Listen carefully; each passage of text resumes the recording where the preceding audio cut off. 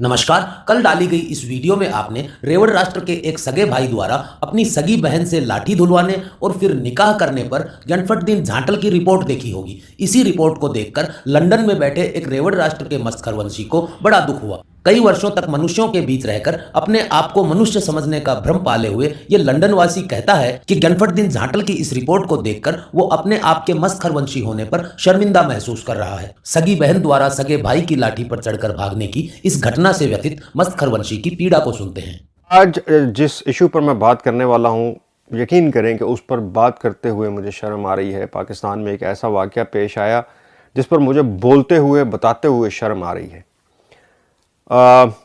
इसको छुपाया भी जा सकता था, इस पर चुप भी रहा जा सकता था, लेकिन पहले मैं यही सोचता रहा कि इस पर चुप भी रहा जाए। इस पर क्या बोलेंगे, किसी को सुना तो सकते नहीं।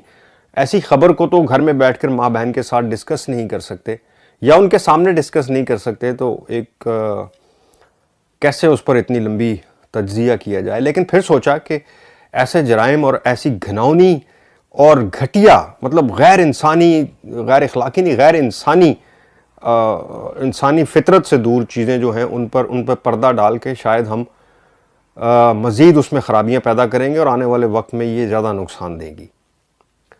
सरगोदा के एक नवाही कस्बे में बहन ने भाई से या भाई ने बहन से निकाह कर लिया। जी हाँ, ये वो ख़बर थी जो कल मैंने सोशल मीडिया पे देखी। पहले तो मुझे यकीन नहीं आया, मैं समझा शायद बाज़ लोग सोशल मीडिया पर चंद लाइक्स और डिसलाइक्स के लिए, अपनी पोस्ट के लिए पता नहीं क्या क्या पोस्ट करते रहते हैं, तो मैंने उसको इग्नोर किया। लेकिन मैंने दो तीन काफ़ी अपने पुराने दोस्त, क्रेडिबल जर्नलिस्ट जो हैं, उनकी पोस्ट देखी, तो मैंने उनसे पूछा कि ये क्या है भाई, इसमें कुछ सदाकत है? तो उन्होंने मुझे एक लिंक दे दिया एक वीडियो का। वो वीडियो मैं आपको दिखाऊंगा भी, उस बाप की और उस माँ की जिनकी ये औलाद थी। तो यकीन नहीं आया, यकीन करें कि उसको देखने के बाद भी आँखों पर कानों पर यकीन नहीं आ रहा था कि ये गोरा कल्चर हो, अफ्रीकन कल्चर हो। माँ और बहन ये दो रिश्ते हैं जिनको हर कल्चर में, हर सोसाइटी में, हर मज़हब में इज़्ज़त और रिस्पेक्ट और प्यार दिया जाता है। ये सिर्फ कहने की बातें नहीं है, ये मैंने देखा है, बल्कि हर घर में देखा है ये। और हमारा मज़हब चूँकि इस्लाम है और हमें तो बहुत खुसूसी तौर पर बहन और माँ का जो रिश्ता है उसके साथ बहुत ज़्यादा लगाव, प्यार, मोहब्बत उसमें झलकती है। मैं तफसील में थोड़ा सा, ज़्यादा तफसील में नहीं जाऊँगा क्योंकि मैं उस पर बात ज़्यादा करना नहीं चाहता।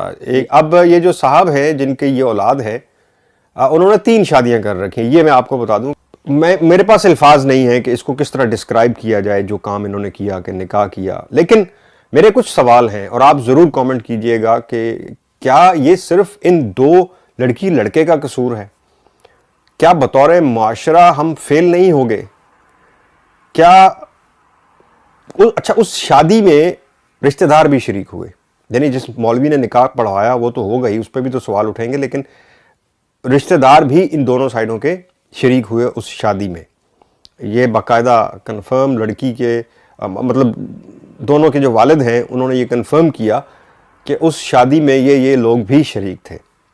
तो मेरा सवाल फिर वही है कि क्या बतौर मुआशरा ये सिर्फ उस लड़की लड़के का कसूर है? क्या कमी रह गई? क्या परवरिश में माँ बाप की तरफ से कोई कमी रह गई?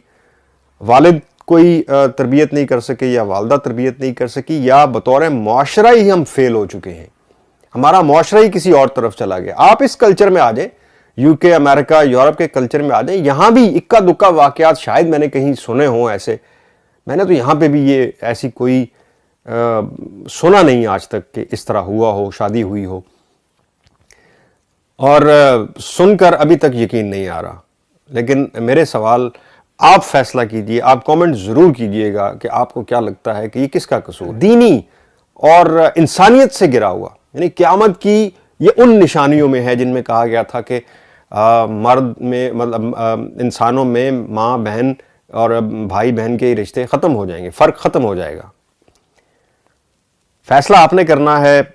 मुझे इसको बताते हुए भी शर्म थी आ रही थी, लेकिन बताना भी ज़रूरी था, क्योंकि पर्दे डालने से हमारी माशरे में जो बुराइयां हैं वो ख़त्म नहीं हो जाएंगी। हर चीज़ पर पर्दा डालने से बुराई ख़त्म नहीं होगी। हम खुद को तसल्ली तो दे लेंगे लेकिन बुराई ख़त्म नहीं होगी।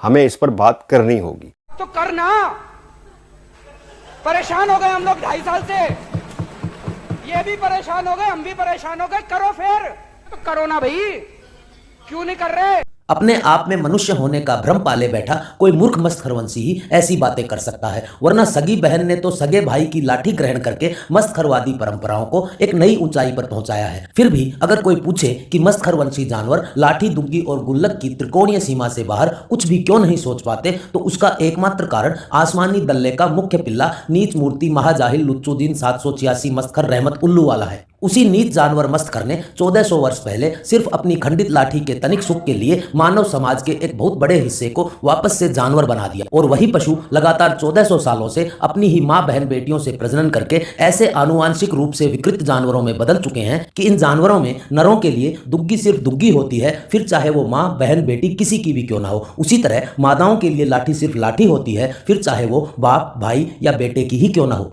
काफी लंबे समय तक मनुष्यों के बीच रहकर इस तरह का मनुष्य होने का भ्रम पाले बैठे ऐसे मस्तखरवंशियों को चाहिए कि वो आसमानी शास्त्र के ऊपर और मस्तखर के पृष्ठ छिद्र में थूककर आज ही मस्तखरवाद की गुलामी से बाहर निकल आए, ताकि 8-10 पीढ़ियों के बाद उनकी संतानों में भी मनुष्यों जैसे गुण आने शुरू हो जाएं। इस वीडियो के विषय में आप भी अपने विचार संदेश पट्टिका पर अवश्य प्रेषित करें। साथ ही आपके अपने चैनल हम हैं सनातन से भी आप जुड़े। हम हैं सनातन चैनल का लिंक नीचे डिस्क्रिप्शन में दिया है। मस्तखरवंश संबंधी इसी प्रकार की जाहिलता से परिपूर्ण किंतु मनोरंजक, रोचक तथा ज्ञानवर्धक सूचना हेतु आप अपने दोनों चैनल पाक डिटॉक तथा टोपी डिटॉक से जुड़े रहे। इस वीडियो के लिए इतना ही, मिलते हैं अगले वीडियो में, तब तक के लिए सबको राम राम।